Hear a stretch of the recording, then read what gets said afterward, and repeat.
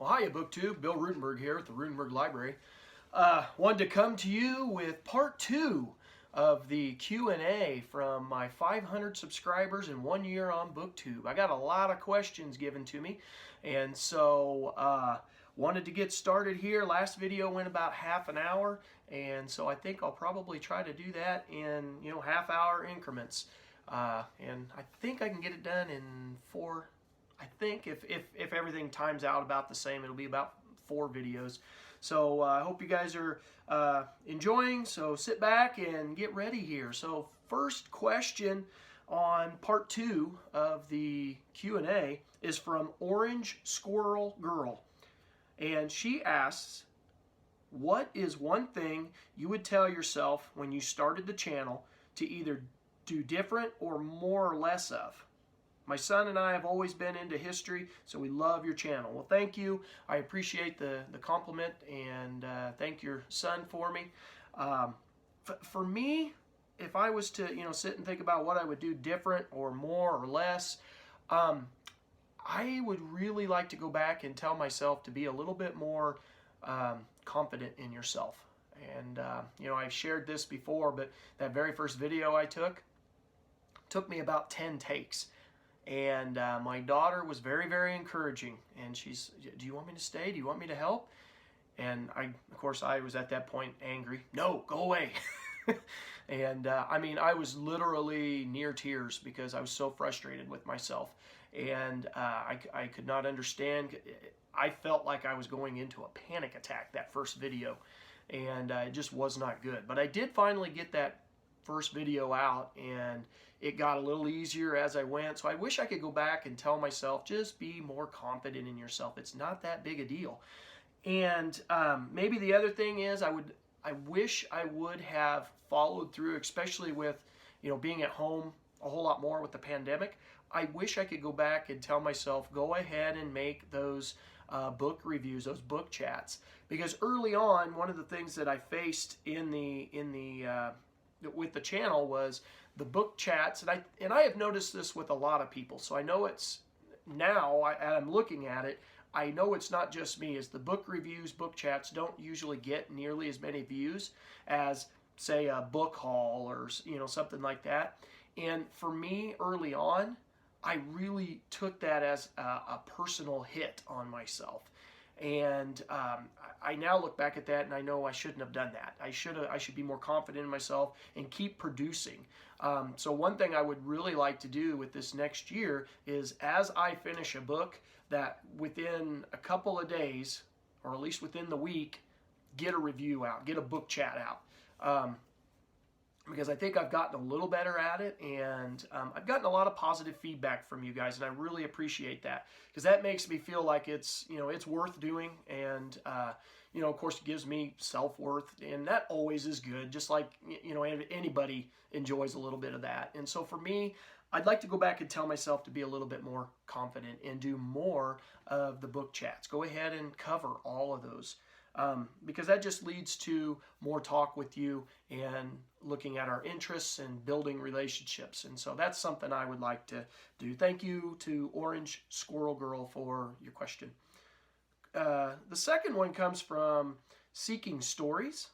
And if you've never watched Seeking Stories, go check out their channel. They do a lot of stuff with movies and books, and then tie-ins between the two. Him and his wife do, and it's wonderful. And I do owe you a tag. I know I do. It's on the agenda. The questions are printed out. I'm still trying to decide which book I want to turn into a movie. So I very aware of it. So his question, or his comment, and then questions. Congratulations on reaching 500, Bill. That's an awesome milestone, and I agree. I didn't know if I was ever going to make it. Here are a few questions. I think you've mentioned reading Nothing Like It in the World by Stephen Ambrose. What are your thoughts on this book and the Transcontinental Railroad history as a whole? Okay, so for me, I have not read this. Honestly, may be the only book that I have read on the Transcontinental Railroad. I think I have another one that I bought, but I have not read it yet. So for me, just to talk about the Transcontinental Railroad history as a whole, I have to base it on this book. Or, I guess I've read about it in history books, but I mean, as far as a single volume on nothing but the railroad. So I personally liked this book. I thought it was well done. It was very interesting. It tied in well with a show that I watched, and it was called, I don't know if you guys have seen it, but it was Hell on Wheels. That was an awesome TV show that dealt with the Transcontinental Railroad, fictional obviously, but it's interesting. The thing that I find the most interesting about the Transcontinental Railroad is how it developed the West. And it had positives and negatives. It was very negative to the Native Americans that were living out there. So I definitely don't want to, get any information confused there. It was definitely negative, taking, it helped to kill off those massive buffalo herds that were out there. It really was detrimental to the Native American societies that were located out there, and it played a large role in forcing the Native Americans onto Indian reservations, which it bothers me that it did that.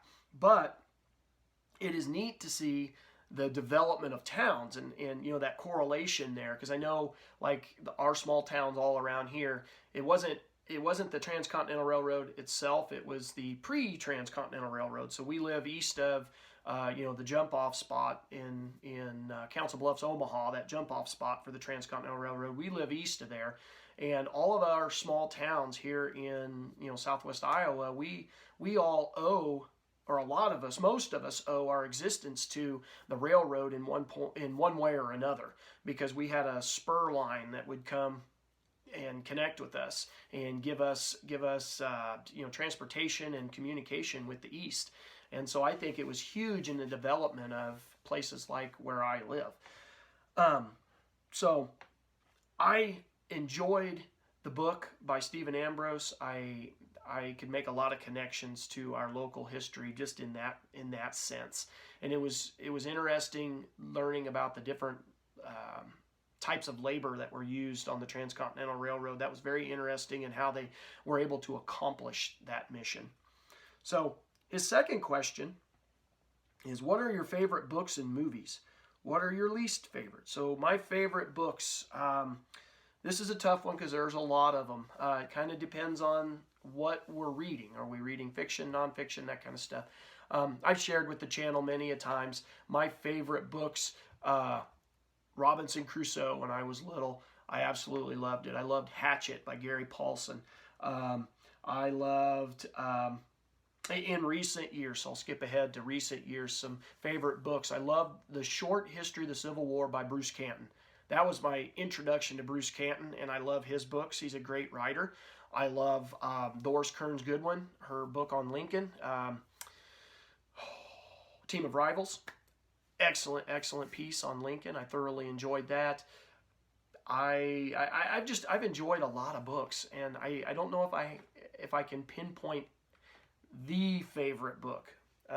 John Jakes is a wonderful author for historical fiction. His book, The Bastard, is one of my all-time favorites. John Grisham, obviously, if you followed the channel, I got all of Grisham's books up there, and absolutely love those. Don't know if I have an absolute favorite. The Painted House would be up there. Favorite movies of mine? Oh, man. Let's start with childhood. Field of Dreams. Absolutely love it. It's I love the book, too. I love Rocky. I like... favorite movies. Let's see. I was just talking with my daughter last night. I'm going to force her to watch some John Wayne movies. From my childhood, I would sit with my dad on a Saturday afternoon and watch John Wayne. And I like Big Jake. I like The Cowboys, and I love The Shootist. Those are three of my favorites. There's a lot of other ones. McClintock, and I mean, there's a bunch of them, but those are some of my favorites. Favorite movies. Let's see. What else do I like? There's a bunch. Those are just, maybe I'll just leave it at that. That's a taste of the ones that I like. Least favorite. Well, I don't know. I don't know if I have an answer to that. Least favorite. That one would actually probably be harder to think about than most favorite. So maybe I'll address that one in another video. Let's move to the last question. What's the strangest but tastiest food you've ever eaten? Strangest but tastiest. I don't know. I have liked most food that I've eaten in my life. I am a huge fan of food. If you follow the channel, you know that I am willing to try just about anything. Maybe the strangest, and when I answer this, it's because of what I grew up on. I don't find it really strange now, but from when I was younger to now, it would be probably considered strange. When I was growing up, when I got adopted in my adopted family, my dad got indigestion really, really bad. So our food was really limited to American food, and anything with spice we didn't eat. And so pizza, didn't eat that very much. I mean, we ate a little bit, but not very much. We didn't eat any, so like Chinese food, for whatever reason, we didn't eat that. We did not eat Indian food, like the country India. I love India and Indian food and Thai food. Absolutely love them. So for me, that might be the strangest, but it's not strange. I'm basing it on my youth. Like, we would have never ate that in my house. Absolutely not. Those spices would have destroyed my dad's stomach. His heartburn, he'd have been breathing fire. He'd have been, yeah, it would have been bad. And so we would have never ate those. And so that was definitely, when I got married, my wife's family eats all kinds of different foods. And that was definitely a new one for me. And so that's going to be my answer. That's going to be my strangest. It's not really strange, but different than my youth. Jen at Remembered Reads, thank you, Jen. She says, congratulations on hitting 500 subscribers and happy channel anniversary. Well, thank you, Jen. I appreciate that. Her question is, since starting your channel, have there been any books that you've intended to talk about on camera but never got around to filming discussions about? And if so, which ones? There have been lots of books, because my original intentions were to talk about every book that I've finished.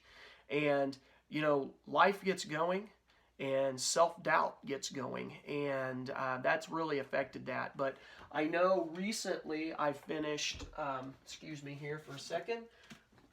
Let me grab a couple of books here. And this one. These are the ones that come to mind right now. I read this one earlier last year, and I've read it many times, but A Time to Kill, and, wrong one, The Reckoning, and, did I grab the wrong book? That was my next question. Did I grab, yes, I did. Ha! Scratch that. Sycamore Row. I'm sorry, I grabbed the wrong book. Sycamore Row, so let me start that over. A Time to Kill, Sycamore Row, and A Time for Mercy, which I just finished a couple weeks ago. It is my intention to do book chats on these, and I'm still trying. I've meant to get them done. I meant to get them done 2 weeks ago, but I can't figure out if I want to do 3 separate videos or because these are all tied together with Jake Bridgens is the lawyer involved in all of them, and I can't decide whether I want to do 3 individuals or do them as one video. I'm thinking, because I'm getting so far from the time I read them, I need to just do them as one video, but we'll see. That was my intention originally, was to do every video, and so I wanted to do one on the Jake Bridgens novels. I'd actually had a request for that, and I want to fulfill my promise. I told him I promised I would do that, and I need to do that. And then my other one, my most recent one, is Tales of the South Pacific. I'm going to do a book chat on that, and give you my thoughts on that. And so, yeah, that's my answer to Jen's question. Thank you. And go check out Jen's channel. She does a lot of different types of books, and does reviews on those and talks about them in her weekly reads and stuff. And I enjoy listening to her. So go check out her channel. So the next question is from Books in Every Room, and says, congratulations, my fascination with history began really young. That's awesome. I applaud you.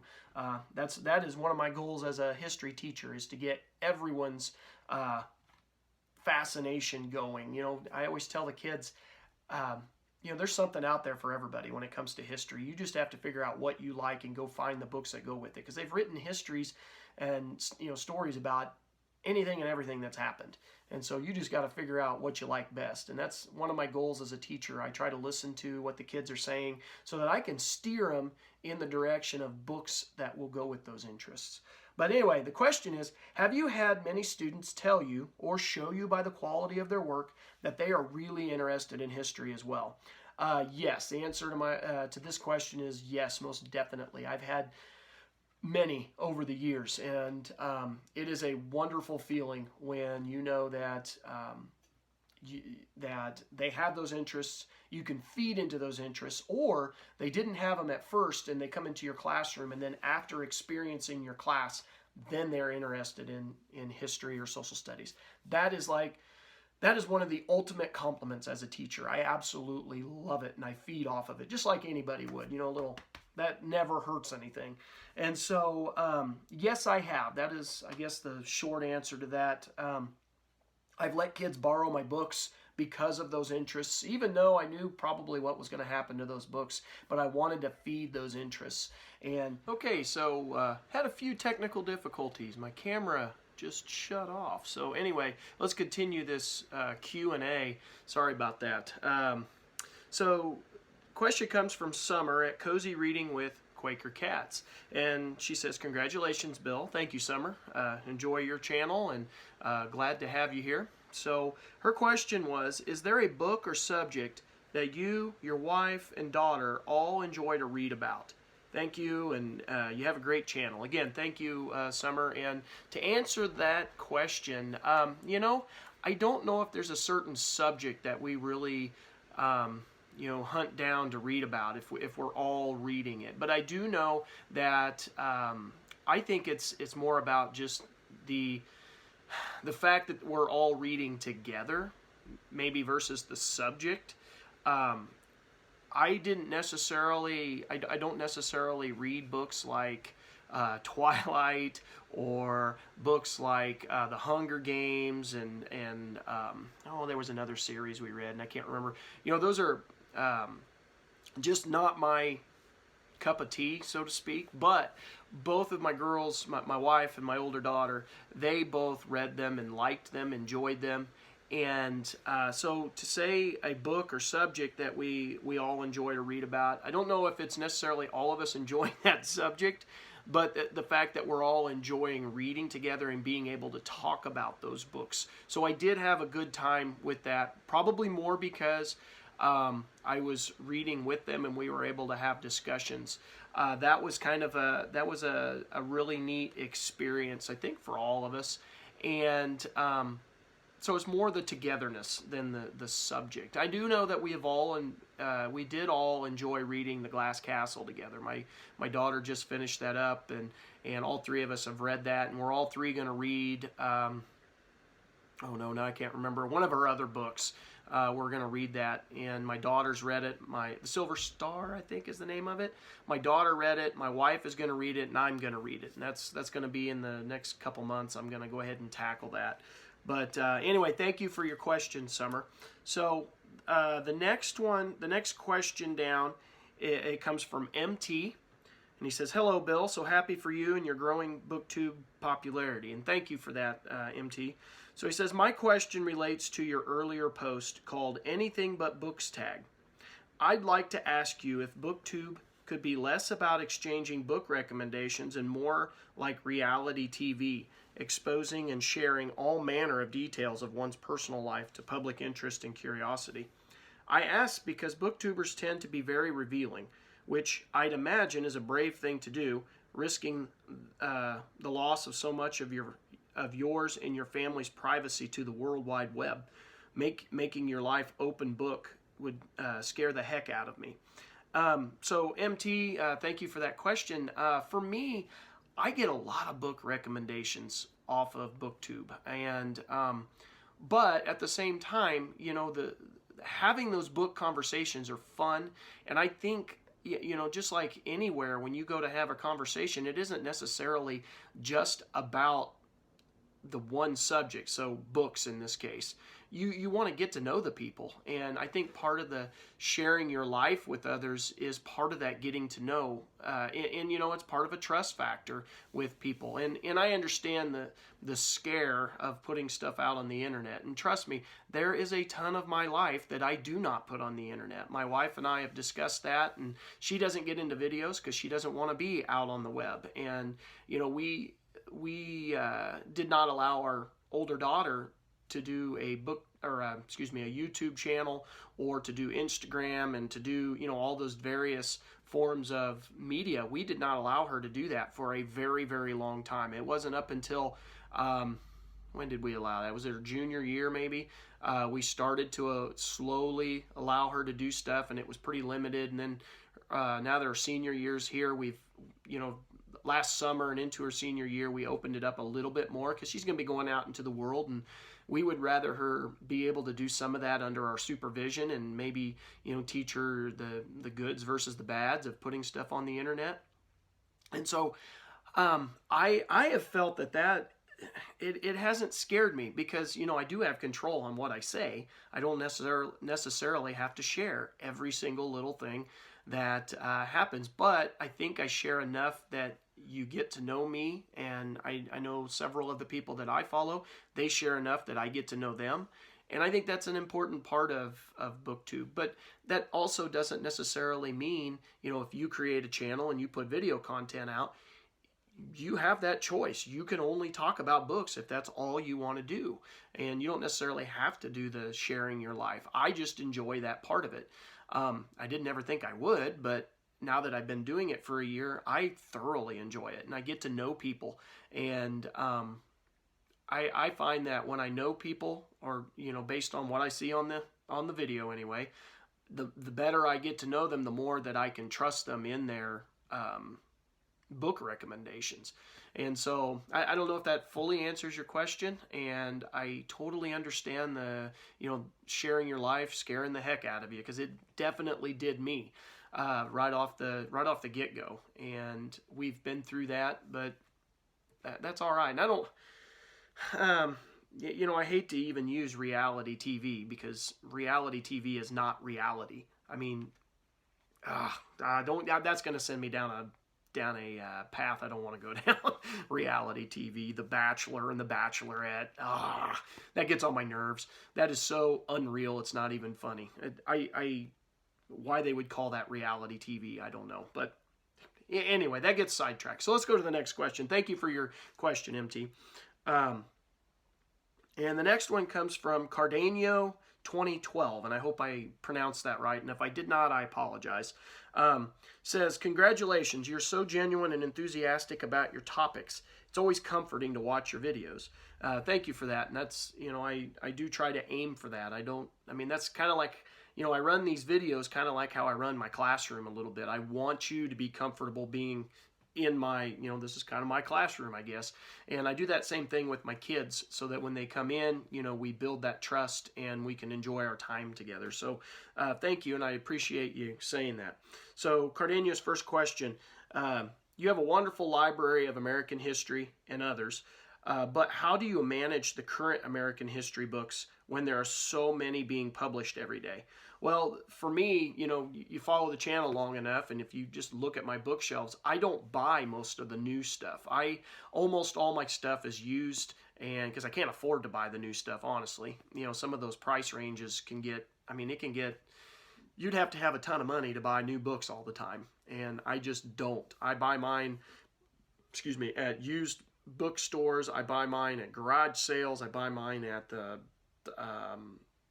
Goodwill, Dollar Tree, stuff like that. That's where, or the Dollar General, I buy mine cheap, and sometimes I don't find as many as I want, because in a lot of those places you won't find nonfiction.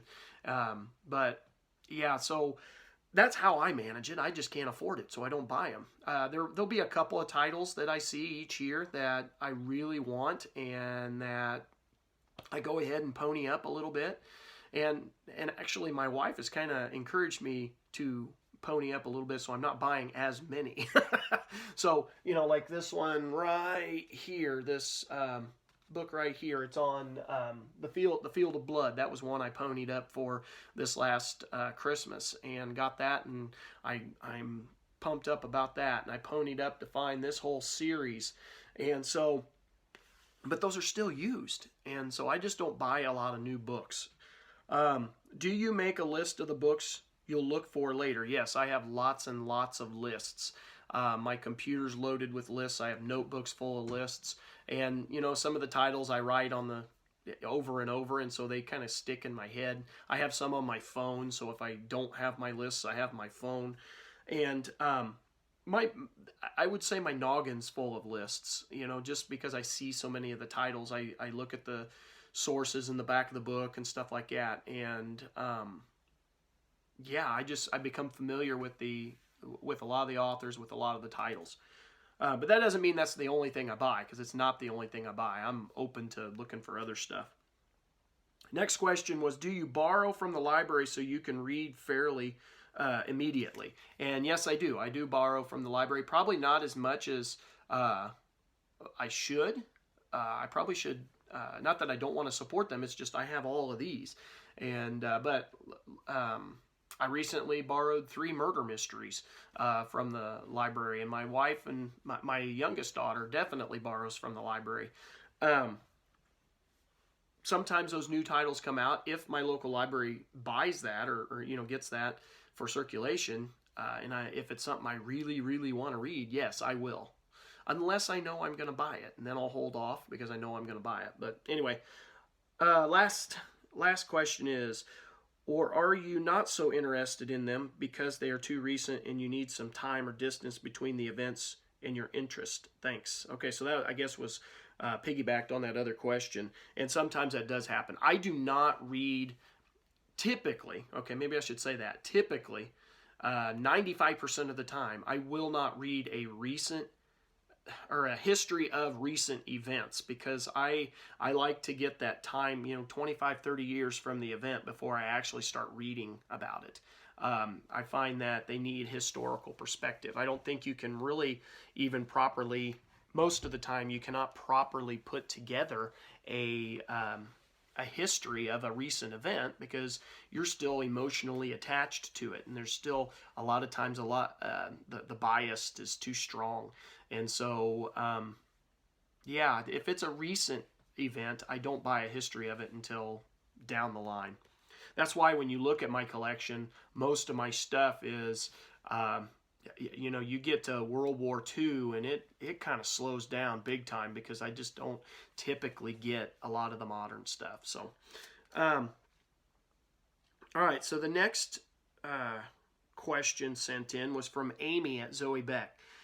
She says, congratulations on 1 year and 500 subscribers. Yay. So thank you, Amy. I appreciate that. And I know you've hit big milestones yourself, and congratulations to you. I like your channel, and I like, you know, the stuff you put out. Your videos are fun to watch. So she asks, do you have a certain history subject that you started reading books about when you were a kid that you still get more books on? Can be a specific event or person or subject. I love history, and you've introduced me to several books that I have on my TBR. Congrats. Actually, early on when I was a kid, I did not read a ton of like specific eras. It was hit and miss. In middle school, I loved the Landmark biographies, Landmark publishers' biographies and histories, and those were just kind of hit and miss. Whatever I picked up, whatever looked interesting. I don't know that I you know, turned to a certain subject. Now, I did when I first started teaching. I taught 2 years of high school right off the get-go, and it was all recent American history, and Harry Truman and that era in from the 40s, 50s, and into the 60s started to become an interest for me. But my wife and I moved north, and now I teach middle school, and it's early American history primarily. And so my interest changed. And so when you say younger, not as a middle school, high school kid, but early on in my teaching career, 15 years ago, 15 to 20 years ago, I would say yes. It did influence me. And as as you look at my shelves, a lot of it is American Revolution and Civil War. And that's because those are my favorite subjects to teach. Those are what I hit in my 8th grade class. So thank you, Amy, for your question. All right.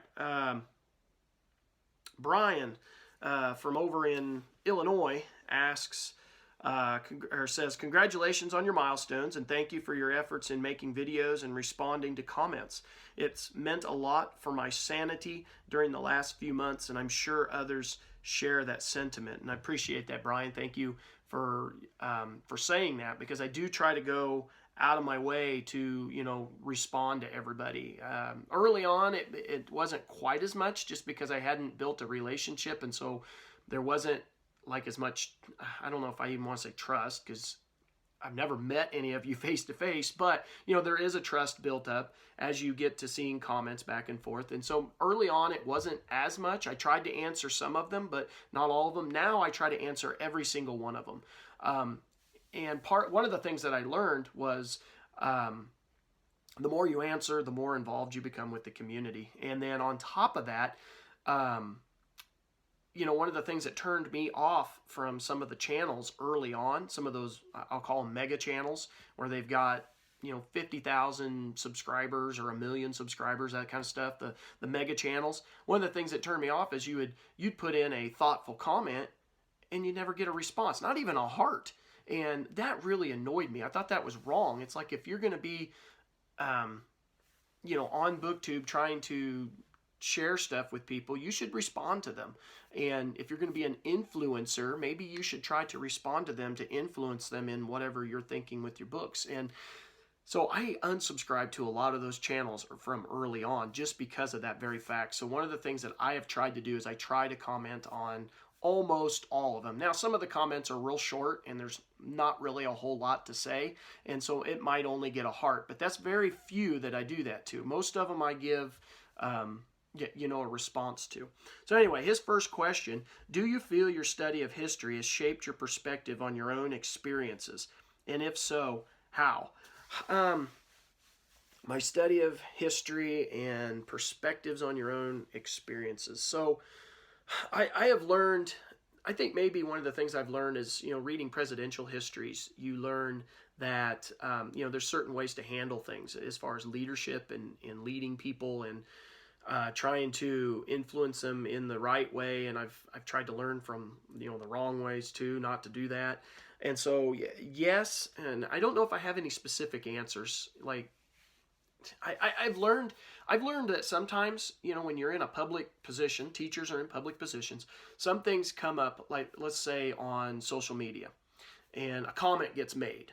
And, it could be Facebook, Instagram, whatever the social media platform is, and a comment gets made, or it's a news article and a comment gets made.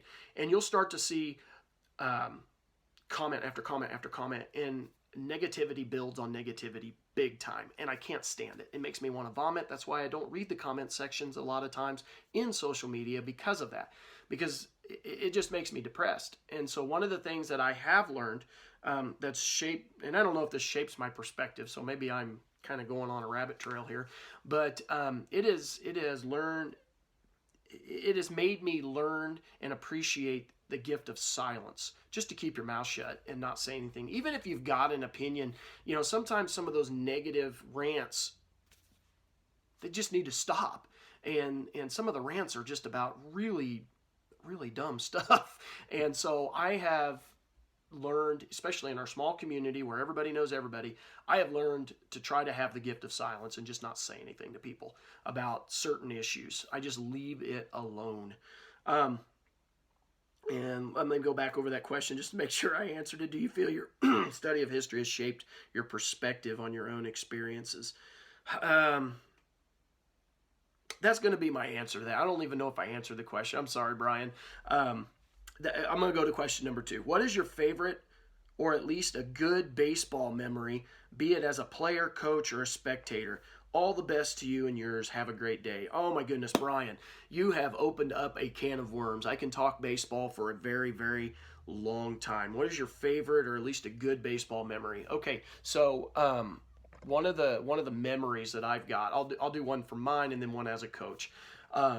Throughout my senior year in summer baseball, so this wasn't school affiliated. This was our summer league we played in, because we played in the spring for school, and then we had a separate league in the summer.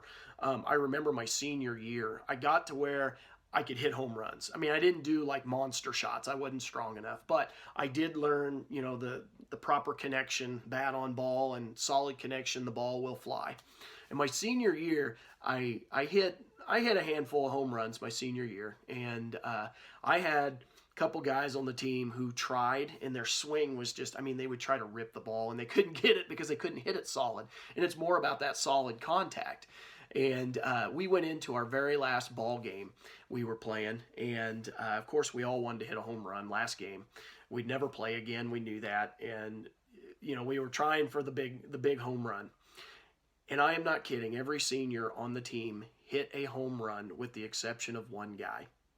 The guy who hit them, I wouldn't say all season, but I hit a few of them. I didn't hit a single one. Not a single one. I hit literally the very top of the fence. Like if here's the top, it hit right here, right at the very top, 3 times. One of them hitting the top of the fence and then bouncing back into the yard.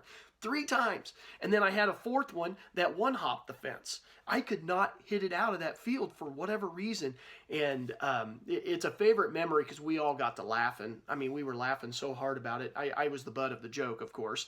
And even one of my best friends who had not hit a home run ever in a ball game, he came up, and of course Mark McGuire was the big hitter at the time, and they were on the home run race, him and Sammy Sosa and everything. And so we watched that all through, and I'm not kidding. He ripped into a ball, and then he did the bat flip and walked a third of the way down the first base line. Even he hit a monster shot and knocked it out of the park. I did not. So there is my favorite memory, one of my favorite memories from playing baseball. And another one that I'll share right fast is my little brother played on the team with me a lot of times, and he was a year younger, and one of the popular players when we were through the 90s was Deion Sanders.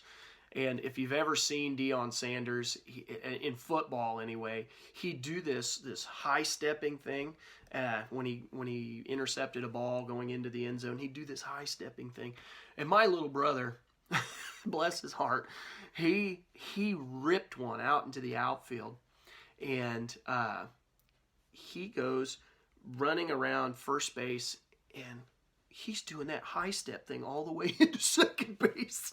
It was one of the most embarrassing things for me at the time. I look back now and who cares? In the big scheme of things, who cares? But at the time it was so embarrassing. But I look back now and it was so funny, and all my friends, they were laughing it up. And it was a good memory. And as a coach, I think one of the best memories I had as a coach, we have a couple years back, we had a special needs young man who was special needs, and he was our manager, and all the kids absolutely loved him. But he couldn't play in the games, so he would manage for us. And we got to go up to Principal Park, which is the big park up in Des Moines. Big park, awesome atmosphere to play in. I had never played. I was like a kid in a candy store. I had never played in that environment before. It was a huge ballpark for high school kids to be playing in, especially from a rural town. And basically what we do is we get another town to play us, and you have to buy the tickets and sell the tickets ahead of time, and you have to sell so many tickets in order to play in this big stadium. It's like a fundraiser in the off season in between games for Principal Park. And we went up there, and our game got done. We had a close game for the first, 3 innings, and then it got away from us. And but it was a lot of fun playing in that atmosphere. And after the game, that we had, it was like half hour, 45 minutes left of our time slot before the next next couple of teams came to play. And so we did a game, our team versus our team. We split up and we just played. And this our special needs kid that I was talking about, he was our manager. We let him play, and he got in there, and we were lobbing him in there, and he hit this ball, and it wasn't like a huge shot, but it was a hit, and he took off for first base, and all of those kids were like screaming and yelling and cheering for him, and he ended up, we got him all the way around, and he got this home run, and those kids were so excited for him, and he was so pumped up. It brought tears to my eyes, and we have this on tape, and I absolutely love that moment as a coach to see, not just the kids who are always involved, but also kids who don't always get to be involved, and to allow him into that was just absolutely one of the highlights of my coaching career. So anyway, I'm gonna stop this video, this part 2 video right now, and then I will come back for a part 3. So thank you for watching BookTube. I hope you've enjoyed this. I hope you come back for part 3, and have a great day and happy reading.